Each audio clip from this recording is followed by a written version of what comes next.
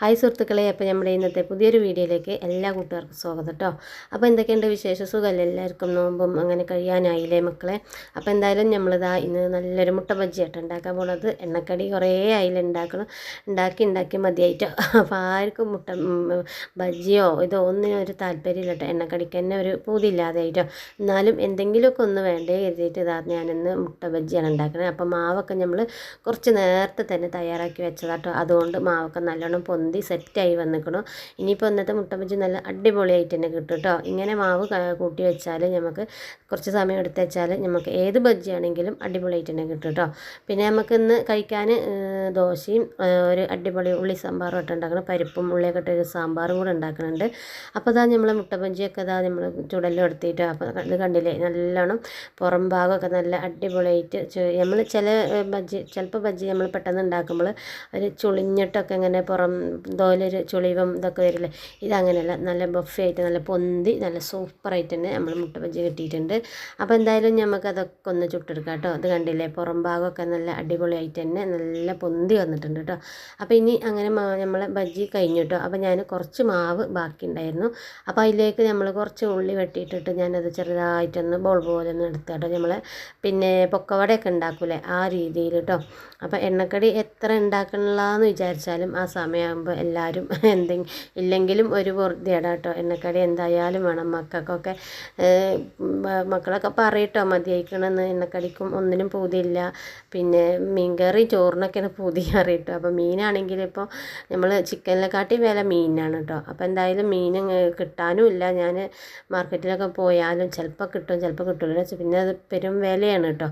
അപ്പോൾ എന്തായാലും ഇതാ നമ്മൾ പൊക്കവട അങ്ങനെ ഓരോന്നായിട്ട് ഇട്ട് കൊടുക്കണം. അപ്പോൾ പൊക്കവടയും നല്ല ഉഷാറായിട്ട് തന്നെ കിട്ടിയിട്ടുണ്ട് കേട്ടോ. അതേ മാവ് തന്നെയാണ്.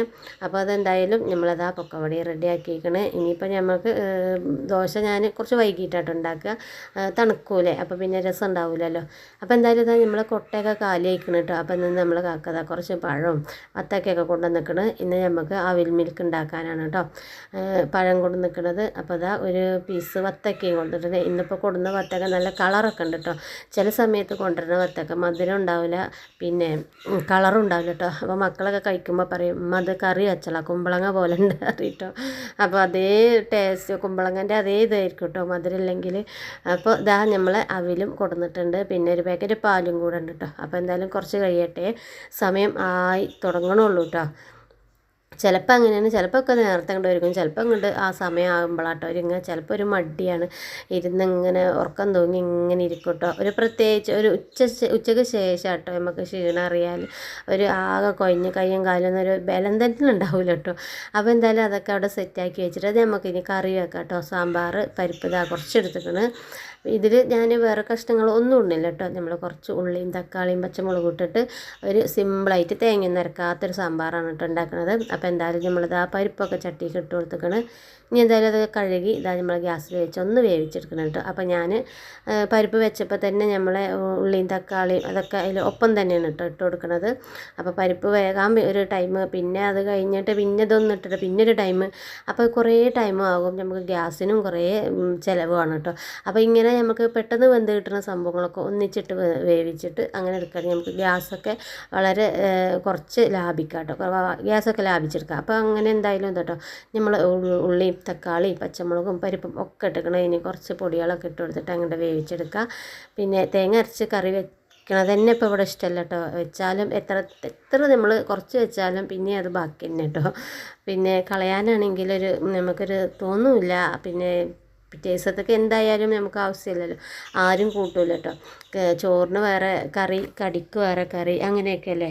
നോമ്പല്ലാത്ത സമയത്തൊക്കെ ഞാൻ കടിക്ക് കറി ഉണ്ടാക്കും, കടലക്കറിയൊക്കെ ആണെങ്കിൽ ഞാൻ തന്നെ കഴിച്ച് തീർക്കും കേട്ടോ. ഞാൻ ചോറിൻ്റെ ഒപ്പം ഒക്കെ കഴിക്കും. എനിക്ക് ഒരുപാട് ഇഷ്ടമാണ് കേട്ടോ കടലക്കറിയൊക്കെ കൂട്ടി ചോറ് കഴിക്കാൻ, മസാലക്കറി. അപ്പോൾ ഈ മക്കളും നമ്മളെ പുതിയാപ്പിളൊന്നും കഴിക്കൂല കേട്ടോ. ഓർക്കൊക്കെ വല്ല മീൻ കറിയോ ഇതുപോലെ പരിപ്പും കുമ്പളങ്ങക്കറി അങ്ങനത്തെയൊക്കെയാണ് കേട്ടോ ഇഷ്ടം. നമുക്ക് പിന്നെ അങ്ങനത്തെ ഇതൊന്നുമില്ല, എന്തായാലും നമ്മൾ കഴിക്കും കേട്ടോ. അപ്പോൾ ഇതാ നമ്മളെ പൊടികളും ഒക്കെ ഇട്ടിട്ട് ഇതൊന്ന് വേവിച്ചെടുക്കുന്നുണ്ട്. അപ്പോൾ തേങ്ങയൊന്നും അരക്കണില്ല കേട്ടോ. പരിപ്പും ഒക്കെ വെന്ത് വരുമ്പോൾ തന്നെ കുറച്ചധികം തന്നെ പരിപ്പ് ഇട്ടിക്കണം കേട്ടോ. അപ്പോൾ പരിപ്പൊക്കെ വെന്ത് വരുമ്പോൾ എന്തായാലും കറിയൊക്കെ ഒന്ന് കുറുകി നല്ല തേങ്ങ അരച്ച കറി പോലെ തന്നെ ആവും കേട്ടോ. അപ്പോൾ അതങ്ങോട്ട് വേവട്ടെ. എന്നിട്ട് നമുക്ക് ഇനി കുറച്ച് ദോശയൊക്കെ ചുട്ടെടുക്കാണ്ട് കേട്ടോ. കുറച്ച് ഞാൻ ചുടുന്നുള്ളൂ. അപ്പോൾ കറി ആയിട്ടോ, ആയിട്ടല്ല, ഞാൻ കുറച്ച് തിളച്ചപ്പോൾ നമ്മൾ അപ്പുറത്തെ ഗ്യാസിക്ക് മാറ്റി കൊടുത്തേക്കണം കേട്ടോ. അത് പിന്നെ ഇതാട്ടോ നമ്മൾ അപ്പച്ചട്ടിയിൽ തന്നെയാണ്. പിന്നെ ഈ പരിപ്പും കറിക്ക് നമുക്ക് കുറച്ച് കട്ടിയുള്ള ദോശ കേട്ടോ ടേസ്റ്റ് ഉണ്ടാകുക. നമ്മൾ റോസ്റ്റ് പോലെ ചുട്ടെടുക്കുമ്പോൾ അതൊരു ഗുമ്മില്ല കേട്ടോ. അപ്പോൾ ഈ ഇങ്ങനത്തെ പരിപ്പ് സാമ്പാർക്ക് ഇതുപോലത്തെ ദോശ കേട്ടോ രസം. അപ്പോൾ എന്തായാലും നമ്മളിത് അപ്പച്ചട്ടി വെച്ചിട്ട് ദോശയൊക്കെ ചുട്ട് കൊടുക്കണം. പിന്നെ കുറച്ച് അതിൻ്റെ മേലെ കൂടെ സൈഡിൽ കൂടെ ഒക്കെ കുറച്ച് എണ്ണ അങ്ങോട്ട് ഒഴിച്ച് കൊടുക്കാം കേട്ടോ. അഥവാ ചട്ടിയിൽ നിന്ന് കിട്ടിയില്ലെങ്കിലോ കരുതിയിട്ട്, പിന്നെ അല്ലെങ്കിൽ നെയ്യാണെങ്കിലും കുഴപ്പമില്ല കേട്ടോ, നല്ല ടേസ്റ്റ് ഉണ്ടാകും നെയ്യിൻ്റെ മണം.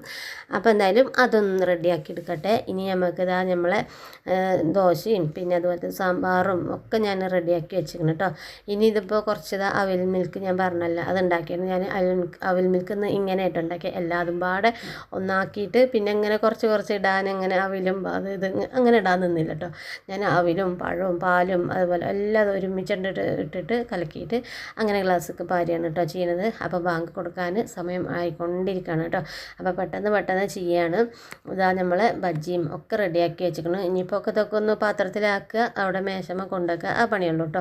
പിന്നെ അതാ കുറച്ച് വത്തക്ക ഞാൻ ജ്യൂസ് അടിച്ച് വെച്ചിരിക്കണം കേട്ടോ. ജ്യൂസ് അടിച്ചാൽ ഉമ്മാക്ക് ഇഷ്ടമാണ് കേട്ടോ. ഉമ്മാക്ക് പിന്നെ കഴിക്കാൻ കഴിയില്ല കേട്ടോ. അതുകൊണ്ട് ഞാൻ കുറച്ച് വത്തക്ക ജ്യൂസ് അടിച്ചിരിക്കണം. കുറച്ച് പ്ലേറ്റിൽ നമ്മൾ കട്ട് ചെയ്തിട്ടിരിക്കണം കേട്ടോ. അപ്പോൾ നമ്മൾ കാക്ക ചോദിക്കും എങ്ങനെ ഈ ഇത്ര കറക്റ്റ് 6 ഗ്ലാസ് കറക്റ്റായിട്ട് ഉണ്ടാക്കണമെന്ന്. ഞാൻ അളക്കലോ അതൊന്നുമില്ല കേട്ടോ. ഞാൻ ഉണ്ടാക്കുന്നത് എന്തായാലും കറക്റ്റ് ആവും കേട്ടോ, ഏറുമില്ല കമ്മിയാകുമില്ല. അപ്പോൾ എന്തായാലും നമ്മൾ അവിൽ മിൽക്കൊക്കെ ഇതാ സെറ്റാക്കി വെച്ചേക്കണു. ഇനി ഇതാ എണ്ണക്കടിയും കൂടെ എടുത്ത് വെച്ചാൽ നമ്മളെ ബാങ്ക് കൊടുക്കണം 5 മിനിറ്റിന് മുമ്പാട്ടോ അതൊക്കെ ഒന്ന് എടുക്കണത്. അപ്പോൾ എന്തായാലും ഇതാ നമ്മൾ ബാങ്ക് കൊടുത്ത് നോമ്പൊക്കെ തുറക്കുകയാണ് കേട്ടോ. അപ്പോൾ ഇന്നത്തെ വിശേഷം ഇത്രയേ ഉള്ളൂ. അപ്പോൾ നിങ്ങൾക്ക് ഇഷ്ടപ്പെട്ടാൽ എല്ലാവരും ഒന്ന് ലൈക്കും സബും ചെയ്ത് സപ്പോർട്ട് ചെയ്യുക. ഓക്കെ ബൈ, വീണ്ടും നമുക്ക് നാളെ കാണാം.